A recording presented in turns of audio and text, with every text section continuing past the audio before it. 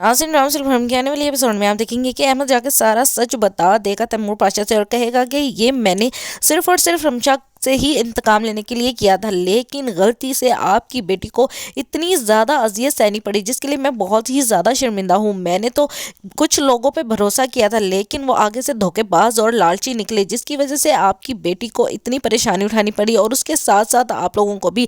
लेकिन असल मेरा मकसद तो सिर्फ रमशा को उसके अंजाम तक पहुंचाना था। जिस पर तैमूर पाशा कहता है कि ये क्या बकवास कर रहे हो, एक तरफ तुम कहते हो कि मेरी बेटी को अजियत ना मिले और दूसरी तरफ कहते हो कि तुम मेरी दूसरी बेटी को अजियत दे रहे हो। जिस पर वो कहता है कि आप जिस लड़की पे भरोसा कर रहे हैं वो आपके भरोसे के काबिल नहीं, वो सबके दिल तोड़ना जानती है। एक बार उसके बारे में इंक्वायरी करवा के देखें, आपको उसकी हकीकत का पता लगेगा। उसने सजल के साथ भी बहुत ही गलत किया।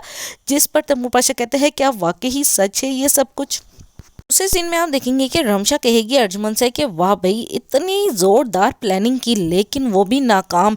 आखिर आपने क्या सोच रखा था कि आप मेरे लिए इतना बड़ा खेल खेलेंगी और मुझे नुकसान पहुंचाएंगी। ऐसा तो हो ही नहीं सकता था कि कोई भी मेरे खिलाफ कोई प्लान करे और वो कामयाब हो जाए। आखिर मैं रमशा पाशा हूँ, मैं कोई आम चीज़ नहीं हूँ, इसलिए बेहतर यही था कि प्लान करने से पहले मुझसे मशवरा कर लेती। जिस पर अर्जुमन कहती है कि बहुत ही ज़्यादा घटिया और नीच लड़की हो तुम, तुम्हारे बारे में तो मैं सोच भी नहीं सकती थी कि कितनी आगे जा सकती हो। मुझे सच सच बताओ, तुमने ही अहमद के साथ मिलकर ये सारा प्लान फ्लॉप करवाया है और तुम ही चाहती थी ना कि मैं सबके सामने बुरी बन जाऊं। अब मैं तुम्हें बताऊंगी कि तुम्हारा अंजाम क्या होने वाला है।